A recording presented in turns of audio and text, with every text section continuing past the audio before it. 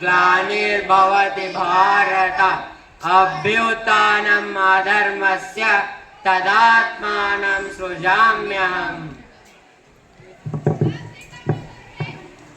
सभी को शत शत नमन। सभी को संविधान दिवस की शुभकामनाएं। आप सभी समझ ही गए होंगे, हमारे समाज की व्यवस्था के लिए, सुरक्षा के लिए कोई ना कोई महापुरुष जन्म लेता ही है। साल 1851 में भीमराव अंबेडकर जी का जन्म हुआ और उन्होंने हमारी सुख और शांति के लिए संविधान बनाया।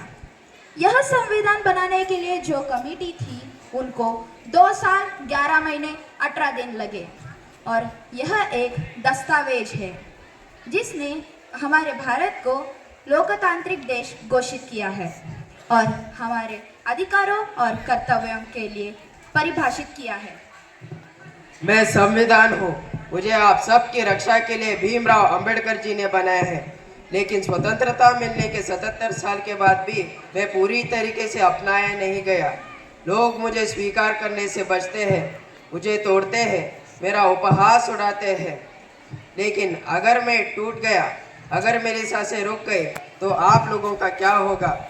इसीलिए मुझे जानो पहचानो, क्योंकि मैं संविधान हूँ, पुलिस वाला नहीं। सर आप कैसे बोल सकते हो? आप तो किताब हो। अरे भाई, मैं किताब जरूर हूँ, लेकिन मैं हिल डुल भी सकता हूँ, क्योंकि मैं कोई लाइब्रेरी की फर्नीचर नहीं हूँ। और एक बात, स्वतंत्रता का अधिकार हम सबको है। तो मतलब हम कुछ भी बोल सकते हैं? हाँ, पर मुंह पर फिल्टर लगाकर, क्योंकि स्वतंत्रता का मतलब ये नहीं है कि तुम टीचर को गुड मॉर्निंग की जगह गुड नाइट बोल दो। हाँ।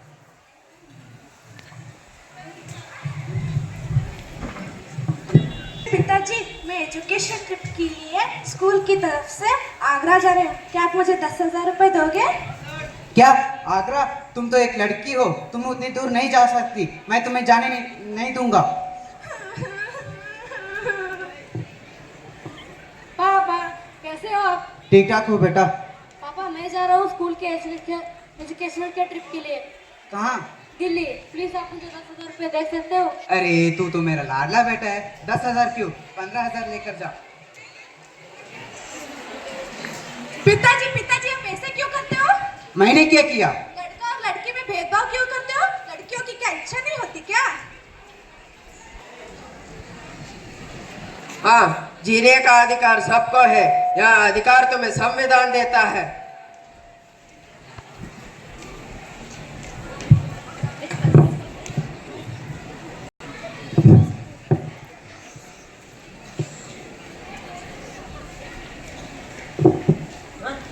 हाँ, देखकर नहीं चल सकता क्या?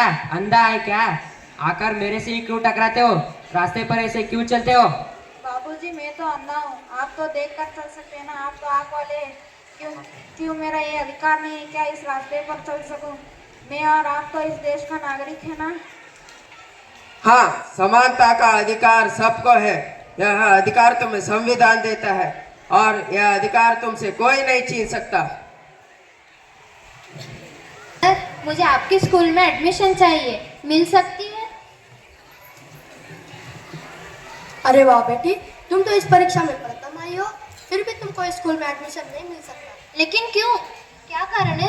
क्योंकि हमारे स्कूल में तो बड़े बड़े नेताओं और अधिकारियों के बच्चे पढ़ते हैं। तुम तो एक मजदूर की बेटी हो। मजदूर की बेटी?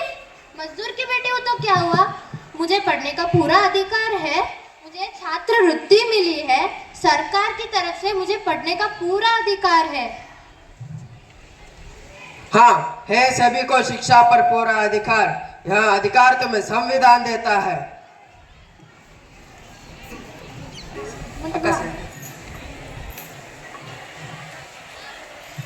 अरे बहू, तुम तो शादी के बाद ना दहेज लाई, ना गाड़ी लाई, ना फ्रिज लाई, कुछ भी नहीं लाई, और नखरे तो देखो कितनी करती रहती है।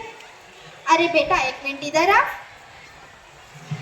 अरे बेटा, मैं तो तुमसे कहती हूँ तुम इससे छुटकारा ही पालो। ठीक है माँ, मैं तुम्हारा लाडला बेटा हूँ। तुम जैसे कहती हो मैं वैसे करता हूँ। ये लो डिवोर्स पेपर। Divorce paper? ये क्या है? या आप दोनों मिलकर मेरे साथ क्या कर रहे हो? छोड़ दो मुझे जीने का पूरा अधिकार है। मैं अगर चाहूँ तो आपके खिलाफ पूरे हक से अधिकार उठा सकती हूँ। यहाँ आप लोग क्या कर रहे हो? घरेलू अत्याचार और शोषण, और आप इसके विरुद्ध आवाज भी उठा सकते हो और आपको जेल भी हो सकती है। रुको, ये तुम क्या कर रही हो? तुम सड़क के नियम को क्यों तोड़ रही हो? हमें नहीं जानते हो क्या हम विधायक की बेटी है? कोई ऐसी वैसी तोड़ी ना। तो क्या हुआ, नियम तो सबके लिए बराबर है। तुम्हें जुर्माना देना ही होगा, और अच्छा होगा तुम अगला जुर्माना भी अभी दे दो, क्योंकि तुम विधायक की बेटी हो ना। कानून सबके लिए एक समान होता है, चाहे वो सब्जी वाले की बेटी हो या फिर विधायक की बेटी। और एक बात, संवैधानिक उपचार का अधिकार सबको है। उपचार ये क्या होता है? अगर तुम्हें सीधा सीधा बताऊं तो अगर तुम्हारा हक कोई छीन ले तो कोर्ट जाकर कहना, जज अंकल मुझे न्याय दो। और एक बात, कर्तव्यों की मजेदार चेतावनी, अधिकार मिले पर कर्तव्य भी निभाने होंगे। इसका क्या मतलब है? देश का सम्मान करो, महिलाओं का सम्मान करो, गंदगी मत फैलाओ, पेड़ पौधों की रक्षा करो। यही हमारा भारत का और उसके प्रति प्रतिबद्धता को दर्शाता है। इतने सारे, मैं तो अपनी थैली भी नहीं उठा सकती हूँ। कर्तव्य है बेटा, होमवर्क नहीं। ठीक है ठीक है। रहे हो? मैं होटल में साफ सफाई का काम करता हूँ और लोगों के टेबल पोंछता हूँ। आपकी उम्र तो पढ़ने लिखने की है, और आप काम क्यों कर रहे हो? मेरे पापा ने कहा है कि घर के हालात ठीक नहीं है, इसलिए मुझे ये काम करना ही पड़ेगा। क्या मैं तुम्हारे पिताजी से मिल सकती हूँ? हाँ, आप मिल सकते हो। मेरे पिताजी होटल के बाहर जुआ खेल रहे हैं, चलिए आपसे मिलाता हूँ। ये रहे मेरे पापा। ये आप बच्चों से क्या काम करा रहे हो? ये मेरा बेटा है, मैं उससे कुछ भी करवाऊं, आपको क्या? ये बच्चे का शोषण हो रहा है, ये देश में नहीं चलने वाला।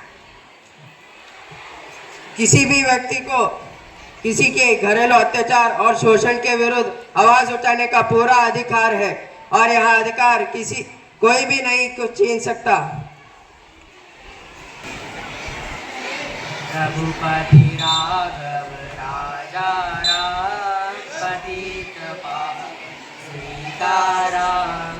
ख्वाजा मेरे ख्वाजा, दिल में समा जा, तू शाहू का शाहू, अली का दुलारा।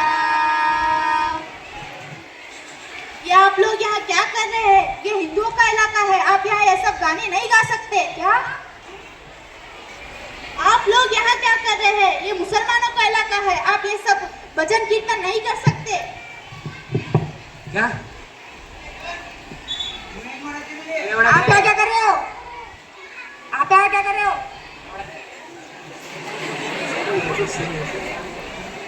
हमारा देश धर्म निरपेक्ष देश है, यहाँ सभी को अपने अपने धर्म का पालन करने का पूरा अधिकार है।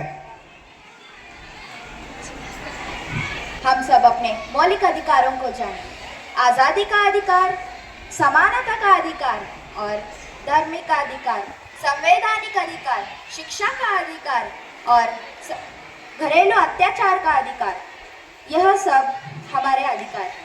और हम सब अपने संविधान की 76वें वर्षगांठ की सभा में शपथ लें, और आप सभी से अनुरोध करते हैं कि आप सभी अपना हाथ आगे करें।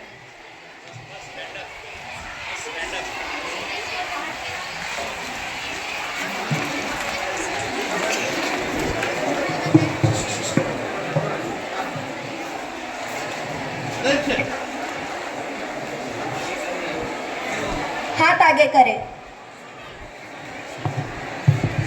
हम भारत के लोग भारत के एक संपूर्ण प्रभुत्व संपन्न समाजवादी धर्मनिरपेक्ष लोकतंत्रात्मक गणराज्य बनाने के लिए तथा उसके समस्त नागरिकों को सामाजिक और आर्थिक राजनीतिक न्याय विचार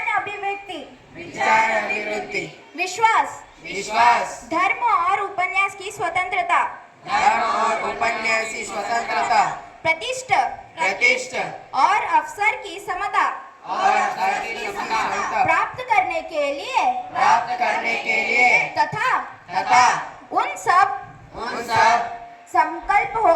सब में संकल्प होकर व्यक्ति की गरिमा और राष्ट्र की एकता अखंडता सुनिश्चित करने के लिए बंधुत्व बढ़ाने के लिए अपने इस संविधान सभा में इस संविधान को अंगीकृत करने अधिनियमित और आत्मप्रति करते हैं। आप सभी हाथ नीचे करें। जय हिंद।